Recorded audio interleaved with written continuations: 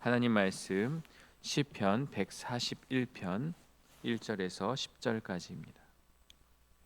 우리의 삶에는 피할 수 없는 위기의 순간들이 있어요. 오해와 악의적인 공격으로 인한 시련 앞에서 무엇을 가장 먼저 선택해야 하는 것이 필요한가라는 질문을 던져봅니다. 사실 우리의 본성은 복수나 깊은 절망 가운데 좌절하거나 또 그러한 모습에 빠질 수 있는데요. 우리가 함께 묵상할 시편 141편은 모든 선택지 앞에서 가장 먼저 하나님을 향한 기도를 선택하게 돼요. 악인들의 교활한 함정과 유혹에 직면한 한 영혼이 드리는 처절하면서도 정결한 기도가 이 안에 담겨 있는데요. 우리가 위기가 닥쳐올 때 가장 먼저 붙잡아야 할 것은 바로 기도에 있음을 우리에게 말씀하고 있습니다. 모든 방법을 다 사용하고 모든 것을 다 동원한 이후에 어쩔 수 없이 하나님을 향한 기도를 드리는 게 아니라 그 해답과 출발점이 하나님을 향한 기도에 있음을 기억하고 가장 먼저 하나님을 향한 간구를 드리는 것, 그것을 오늘 우리에게 말씀하고 있어요. 141편은 좀 독특합니다. 바로 직전 140편에서 외부의 악으로부터 자신을 지켜달라고 고백했다면 141편은 내부의 악, 자기 자신의 어떤 그런 모든 모습으로부터 지켜달라고 기도하고 있습니다. 먼저 141편을 나누어 보면 1절과 2절은 긴급한 부르짖음이 기록되어 있고 3절에서 5절은 악인들이 벌을 받게 될 것을 확신하는 내용, 마지막으로 8에서 10절은 악인들이 악한 계획에서 구원받기를 바라며 그들이 자신의께로 함정에 빠지기를 바라는 간구의 내용이 기록되어 있습니다. 1절을 보면 여호와여 내가 주를 불렀사오니 속히 내게 오시옵소서. 내가 주께 부르짖을 때에 내 음성에 귀를 기울이소서. 다윗의 긴박함이 이 말씀 가운데 느껴지고 있습니다. 속히 내게 오시옵소서. 지금 당장 필요합니다. 부르짖으오니 소리쳐 부른다는 뜻이죠. 그가 처한 상황을 보여주는 동시에 하나님 외에는 다른 방법이 없음을 인정하는 신앙의 고백을 드리고 있어요. 단순히 자신의 억울함을 토로하는 데 그치지 않고 기도가 하나님께서 받으시기에 합당한 제물이 되기를 간구하고 있습니다. 내가 주를 불렀사오니 속히 내게 오시옵소서. 그만큼 지금 상황이 긴박하고 어려움 가운데 있다. 내가 부르짖을 때에 내 음성에 귀를 기울이소서. 다윗이 그것을 몰랐지 않았죠. 하나님께서 그 음성을 들어주시고 기울이신다는 것을 분명히 알고 있지만 지금 나의 상황이 고통과 고난 가운데 있기에 간절한 마음을 담아서 하나님께 부르짖고 있는 거예요. 2절을 보면 나의 기도가 주의 앞에 분향함과 같이 되며 나의 손드는 것이 저녁 제사같이 되게 하소서. 구약의 공식적인 성전 예배의 기도를 비유하고 있어요. 먼저 성전 예배에서 분향은 하나님께 드리는 달콤한 향기입니다. 다윗은 자신의 기도가 마치 향의 연기가 하늘로 올라가듯 하나님께 기쁘게 올려지기를 소망하고 있어요. 그러면서 저녁 제사를 말하고 있죠. 매일 드려지는 공식적인 예배인데요. 자신의 개인적인 기도가 공적인 성전 예배와 같이 거룩하고 신실한 것으로 여겨지기를 바라는 그 마음을 드러내고 있어요. 손을 드는 행위는 기도하는 자세이자 하나님께 모든 것을 드리겠다는 충성의 표현을 보여주고 있습니다. 여기서 중요한 것은 무엇입니까? 지금 다윗은 정확히 알 수 없지만 제사를 드릴 수 없는 상황이 분명합니다. 도망 중인 것 같고요. 그리고 쫓기고 있는 상황처럼 보여집니다. 그래서 성전에 갈 수 없고 그렇기에 그는 기도하고 있어요. 내 기도를 제사로 받아 주옵소서. 신약 시대로 와서 하나님께 드리는 예배, 그 모든 것이 영과 진리로 드려지는 예배라고 말하며 장소가 중요한 게 아니라 그 사람에 드려지는 마음과 진심이 중요하다는 이 신약의 내용과 일맥상통하는 그러한 내용으로 볼 수가 있습니다. 이제 우리는 형식이 아닌 마음, 장소가 아닌 영으로, 재물이 아닌 기도를 통해서 하나님께 예배할 수 있다. 이것을 우리에게 보여주고 있습니다. 다윗은 깊은 기도를 올려드린 후에 원수로부터의 구원이 아니라 자기 자신을 지켜달라는 기도를 드리고 있어요. 외부의 적보다 더 무서운 적이 내면에 있는 것이죠. 다윗은 자신을 공격하는 원수들보다 더 시급하고 위협적인 적이 바로 자신의 통제되지 않는 입술과 그 죄에 기울어지기 쉬운 마음임을 깨달았는데요. 우리는 문제에 직면했을 때 환경의 변화와 그 문제 상황의 해결에 집중하는 경향이 있습니다. 그러나 다윗은 가장 치열하고 중요한 영적 전쟁터가 바로 자신의 입과 마음에 있음을 날카롭게 통찰하고 있어요. 외부의 적으로부터의 그 보호를 구하기보다 내면의 죄로부터의 자신을 지켜달라고 간구하는 그의 모습은 우리에게 우선순위가 무엇인지 가르쳐주고 있어요. 3절을 보면 여호와여 내 입에 파수꾼을 세우시고 내 입술의 문을 지키소서. 자신의 입에 파수꾼을, 입술의 문에 경비병을 세워달라고 기도하고 있습니다. 왜냐하면 부당한 공격과 억울한 상황 앞에서 통제되지 않은 나의 입술이 악한 말과 분노와 원망을 내뱉을 수 있기 때문입니다. 인간은 연약하여서 그러한 것을 말할 수밖에 없는데요. 잠언이 경고하듯 말은 생명을 살리기도 하지만 영혼을 파멸시키는 원인이 될 수도 있기 때문입니다. 내 혀가 제어되지 않을 때 터져 나오는 말이 나를 파멸로 이끌 수 있음을 아는 지혜를 지금 보여주고 있는 거죠.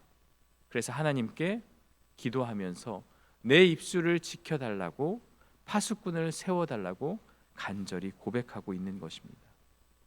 4절을 보면 악한 말의 근원이 결국 마음에 있다는 것을 보여주고 있는데요. 내 마음이 악한 일에 기울어 죄악을 행하는 자들과 함께 악을 행하지 말게 하시며 그들의 진수성찬을 먹지 말게 하소서.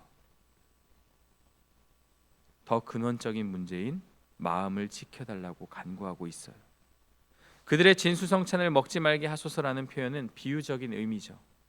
여기서 진수성찬이란 악인들이 죄 가운데서 누리는 일시적인 번영이나 그들의 유혹적인 영향력을 의미합니다. 죄는 종종 달콤하고 매력적인 모습으로 우리에게 다가오죠. 악인들과 어울리며 그들이 제공하는 죄의 달콤함에 동화되어서 결국 하나님을 향한 신실함을 잊게 될 것을 경계하며 하나님의 보호를 구하고 있습니다. 다윗의 정직한 모습이죠. 하나님, 저는 지금 유혹 가운데 있습니다. 그 가운데서 악인들과 어울리고 싶어요.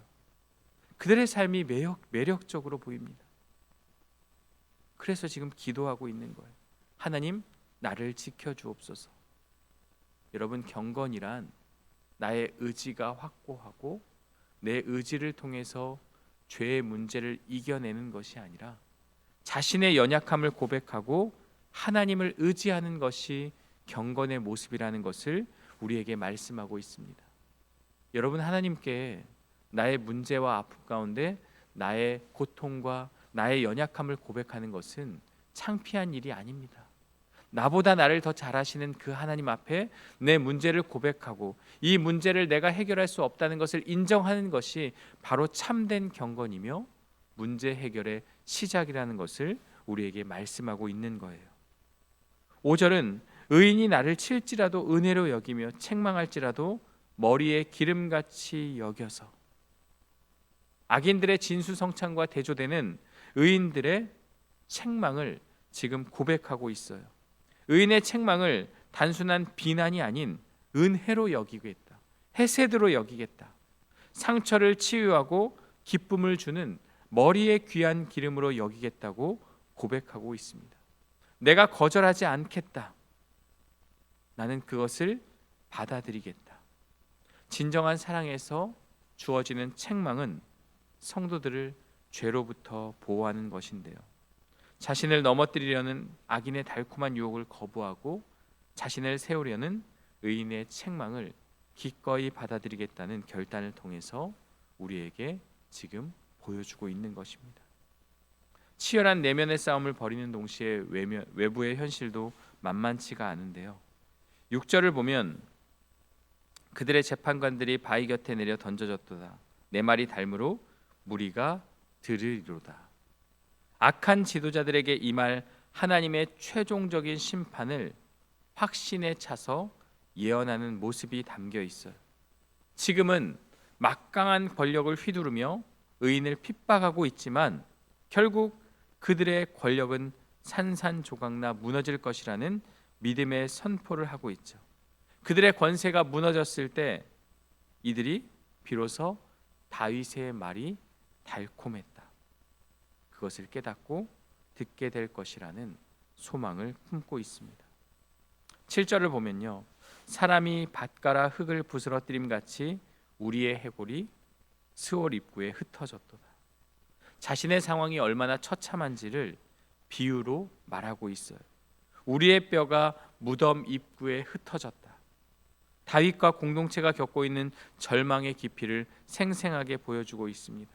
밭을 갈 때 흙이 산산이 부서져 흩어지는 것처럼 지금 자신은 절망의 상황에 놓여 있다. 내면의 죄에 대한 유혹과 외부의 핍박이라는 이 위기 속에서 뼈가 흩어지는 절망의 그 한가운데서 다윗이 붙잡은 유일한 소망은 무엇일까요? 바로 마지막 단락은 고난에 대한 해답을 우리에게 제시하는데요. 8절을 보면 주 여호와여 내 눈이 주께 향하며 내가 주께 피하오니 내 영혼을 빈궁한 대로 버려두지 마옵소서. 다윗은 절망하지 않습니다. 뼈가 흩어지는 절망의 현실에도 불구하고 그의 시선은 내 눈이 주를 향하여 상황이나 사람이 아닌 오직 하나님께 고정되어 있습니다. 생명을 보존할 수 있는 유일한 피난처가 하나님임을 굳게 신뢰하고 있어요. 하나님께 내 영혼을 지켜달라고 텅 비어 버려진 상태로 내버려두지 말아달라고 간절히 간구하고 있습니다. 9절을 보면 나를 잡으려고 놓은 올무와 악을 행하는 자들의 함정에서 벗어나게 하옵소서. 이 기도는 악은 결국 파멸에 이르고 의인은 생명의 길을 얻게 된다는 시편 1편의 내용을 그대로 보여주고 있습니다.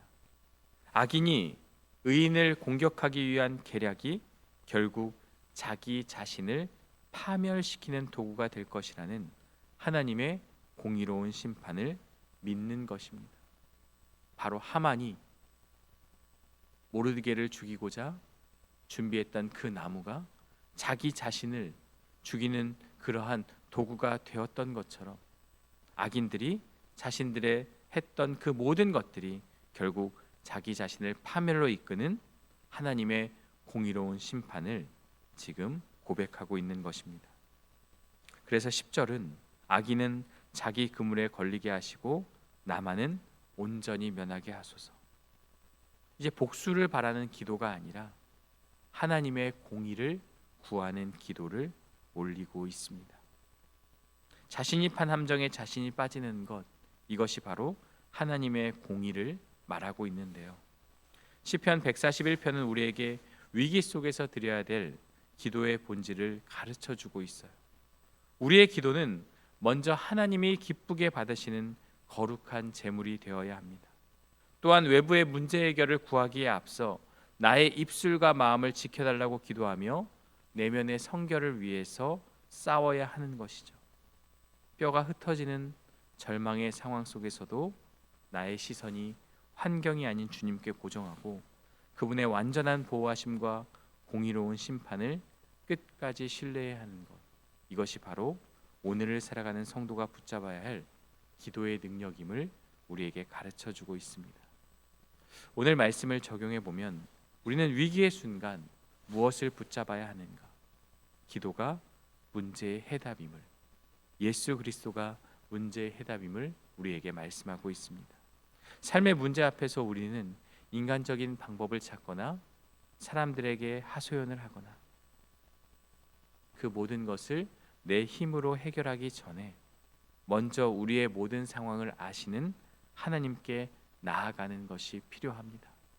내 문제를 해결해 달라고 말하기 전에 하나님, 나의 고통과 아픔을 들어주시고 나의 상황을 아시기에 내 마음을 굳건히 세워주시고 그리고 나의 기도가 향기로운 제물이 되도록 하나님께 간구하는 것이 바로 성도의 바른 모습이라는 것을 우리에게 말씀하고 있습니다.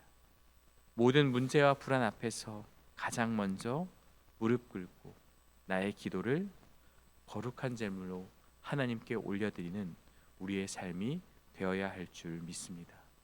두 번째는 외부의 적보다 무서운 것이 바로 내면의 죄라는 것입니다. 모든 문제의 근원이 말에 있고 그 말의 중심에는 마음이 있음을 우리에게 가르쳐주고 있는데요. 외부의 누군가가 나를 괴롭히는 것이 문제가 아니라 내 마음과 입술을 지키는 것이 더 중요한 문제라는 거죠. 분노와 원망의 말이 터져 나오기 전에 다윗처럼 내 입에 파수꾼을 세워달라는 고백이 우리에게 있어야 하는 것이죠.